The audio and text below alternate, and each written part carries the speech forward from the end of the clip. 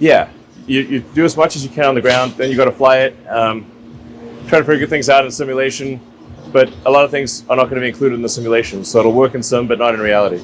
Exactly. It's crazy. Shall we keep moving? Yeah, sure.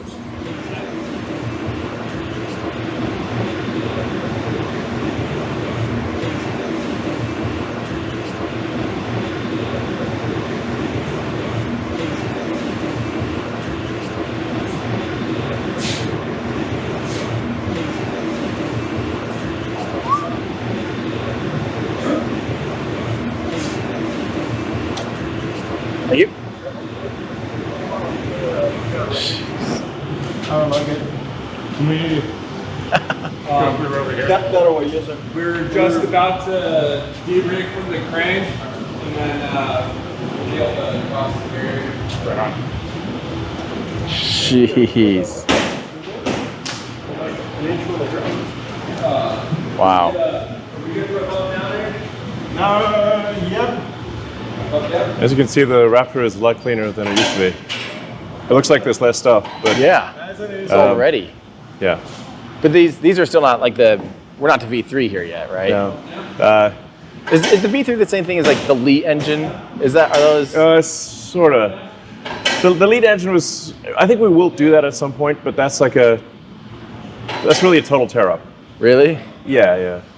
It looks like the lead engine, but it's way more expensive because it still has printed parts, for example. Yeah. So, but the next gen Raptor engine needs no heat shield. Right. So, and because it's exposed, it has to have cooling. So there's integral cooling circuits throughout all the parts. So it looks very simple on the outside, but it's complicated on the inside. Like even all throughout the pre-burner and the gas manifolds and everything, it's all that stuff you see stuck on the side disappears. wow. And that's actually that's being worked on now already. That's already Yeah, we have a design. That works. It looks like the engine isn't complete. Well, yeah, you had that render on that presentation. It just looked like literally like a looks first like it's attempt missing at mocking parts. up. Yeah. Yeah, but it's actually just the secondary circuits and integral cooling are part of each part. So, Wow. So if you have a secondary cooling circuit, you run the secondary cooling circuit or secondary flow circuit through the various parts. Right. And we also eliminate a whole bunch of bolted and welded joints. So, especially the bolted joints, you really want to get rid of those. Yeah. Yeah. You know, bolts and flanges and seals are hell, especially if they're hot.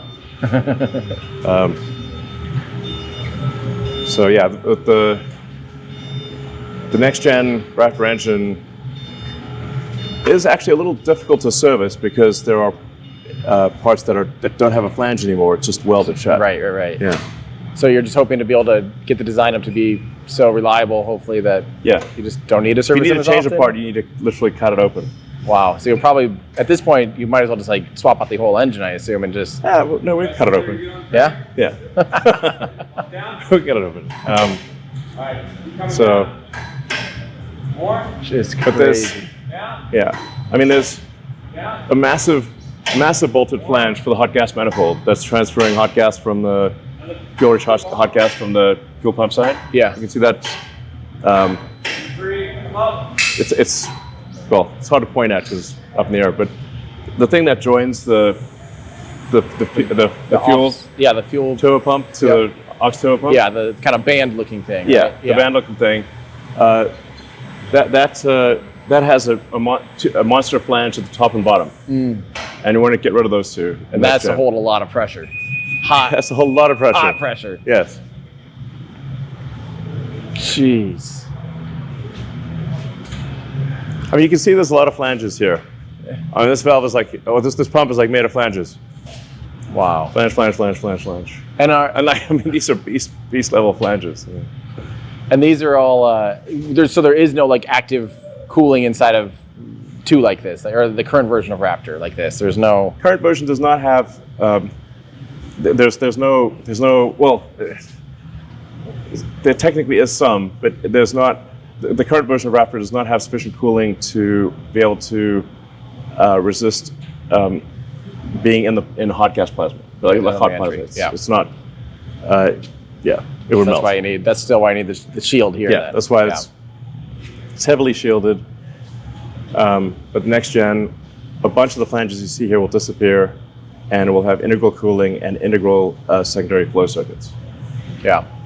Yeah. Do you guys look? Is it possible to do? There's a whole bunch of engines down there. Pretty densely packed. It's a lot of thrust. It's a lot of thrust. It's crazy. It looks like when you go to a Christmas tree store or something. Just, Yeah. That's insane.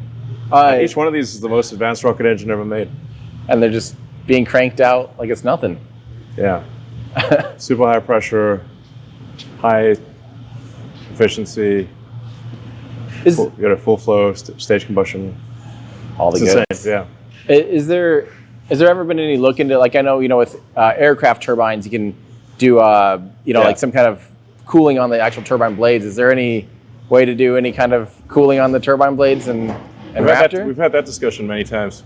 We probably head back into the and see the main factory.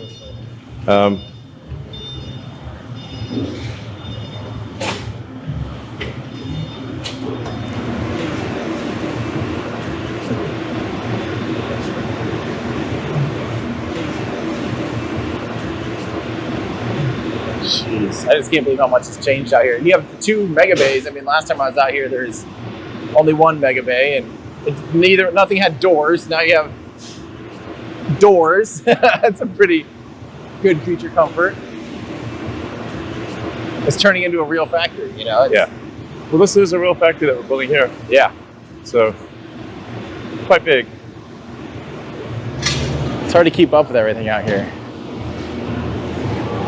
Yeah, so this is we'll finally have a real factory for Starship. Not just making it intense. Yeah, so long term, we want to try to get the thrust of Raptor up to around 330, maybe a little higher, maybe 335 metric tons. So that'll take us to a 10,000 ton thrust at liftoff. That's absolutely absurd. Sorry? That's absurd. Yeah, it's Like absurd. beyond absurd. That's coming up on 3 times the amount of power as the Saturn V. That'll be roughly 3 times the Saturn V. Yeah. But that's what you Be need. like 22 million pounds of thrust. Saturn V is 7.5. Oh my gosh. So Absolutely insane. Well, and I think, there's this kind of feeling of why aren't people doing things like the Saturn V being built in the, engineered in the 60s. Saturn V is primitive compared to Starship. Yes, and it's insanely expensive. It wasn't sustainable. Yeah, and it was expendable. So Yeah.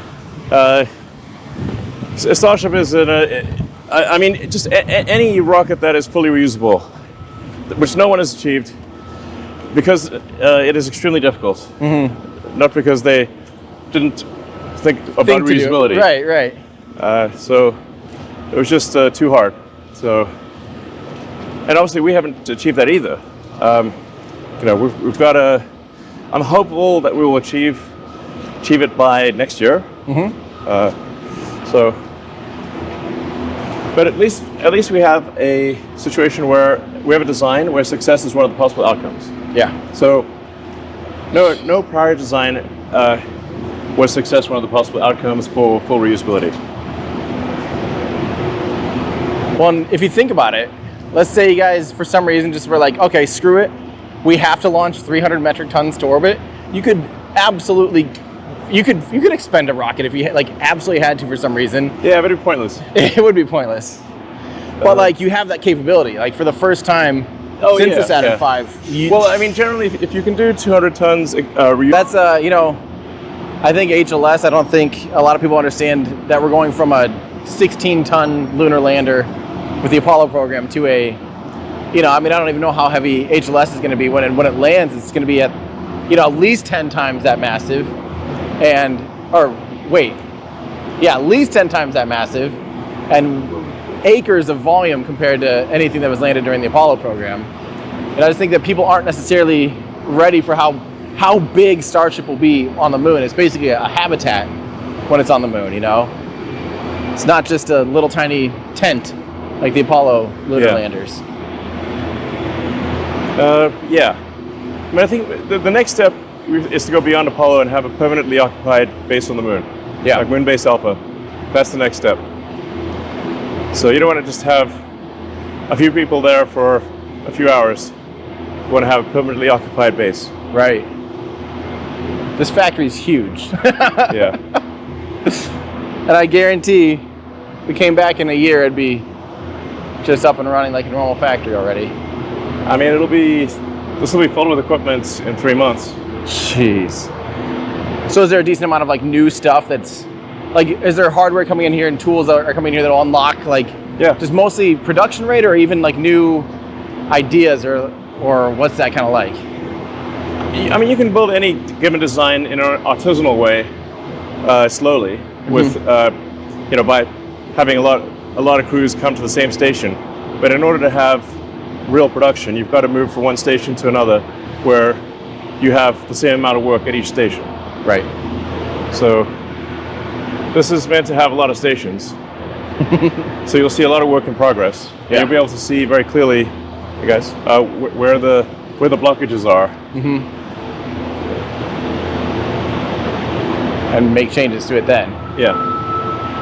Jeez. It's so funny to think about how, we were only 5 years ago out here when the Mark I and all you had was a tent and Stargate was the biggest thing out here, that little Stargate thing. Yeah.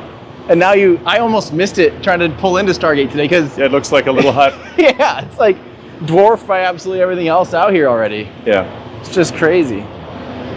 Oh, that feels nice. Air conditioning. Holy crap. It just keeps going. Yeah. I thought that was the main thing. Yeah. Jeez. So there was more behind that wall. Yeah. Holy crap. So this is more of a real factory here. This is what the other side will look like. The other side will look like this. There we're obviously just checking each tile to make sure it's not cracked and it's well seated. How are you feeling about the way they're actually secured on there, like the mounting point? Is that We're decent? continuing to iterate on the mounting point. I mean, always, it has a 99% of the time it works well. So it's just a question of figuring out what are the 1% that have issues where it causes a tile to crack or some other problem. I always keep thinking the one of the big challenges is that you can't access you can't access it from either side really. Like there's not a bolt you can screw on because you have It's a snap-on. it has to be a snap-on. Yeah. Have you ever seen the like furniture mountings where like you have two pieces of wood joined together and then you spin a magnet on one end it spins the nut on? I've always wondered like if something like that could be I mean, this applied. is basically, it snaps on and you pretty much have to break the tile to pull it off. really. Yeah. That's meant to go on and stay on. Yeah. Well, and we still see, like, even on the parts that aren't tapered up, like on the main body, we still see some horizontal seams. What's the deal with those seams? I know that was like pretty bad.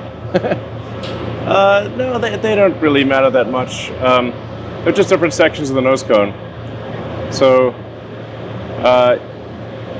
no, this is somewhat of a debate. You could wait until the whole nose cone is made, and then put the attachment points on at that point. So currently we put the tile attachment points on in sections. Okay. So that's why you've got a line. The horizontal line, okay. Yeah. It's probably just a lot harder to, once it's all manufactured, it's just so massive, it'd be hard to put all the attachment points on. Is that kind of the problem? There's more than one way to skin a cat. This is just a cat getting skinned. Yeah. Yeah, it's not to say that there is not a better way to do it. Yeah. There are. The first order of business is to get one way at all that works. Yep. Thereafter to optimize. Yep.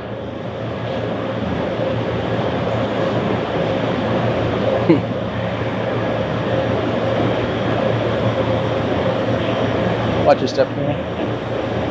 There's still a lot of work we've got to do here. Oh, that's cool looking. Is that the landing tank for? Yeah, it's a header tank. Header tank there. That's insane.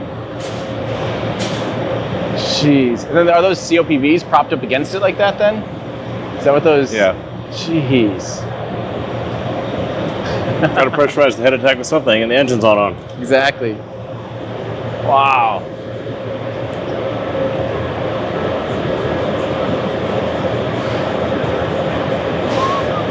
still using like I remember, you know, back in the day, there's a lot of like Tesla motors being used. Actually, you said that We way. head out that way. Okay. So There's a lot of Tesla motors being used, like, you know, for the fins and all that kind of stuff, and maybe even the grid fins had like literally a Model S motor or something. Are you still kind of using some Tesla parts like that? yeah, we just use the Tesla drive units to actuate the grid fins. Yeah, we use we're trying not to use hydraulics. It's all electric actuation. Yeah. So the engine's also gimbaled electrically. Yep. So you're really moving away from hydraulics wherever possible, really. Yeah, I think there's actually no hydraulics in the vehicle. If there's hydraulics, it's some very tiny little part. Huh. But I think there's none. That's wild, actually. I can't even think of another. There's pneumatics. Right. A lot. For all the valves and everything, obviously. Yeah. That's crazy. Jeez.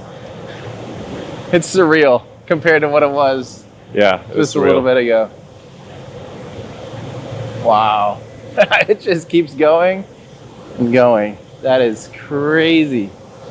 Yeah. From one little tent. Yeah. This is starting to make Hawthorne look tiny, and Hawthorne's a big place. Well, Hawthorne's actually a whole campus. absolutely crazy. That's Meme Street. Meme Street? Yeah. Is that what it says now? That's what it's called. All right, I think we're jumping in a different car here. But if you look at the street sign, We got Meme Street. yeah, it's literally called Meme Street. That is its official name. It used to be called Weems, and we changed it from Weems to Memes. The important things. I love it.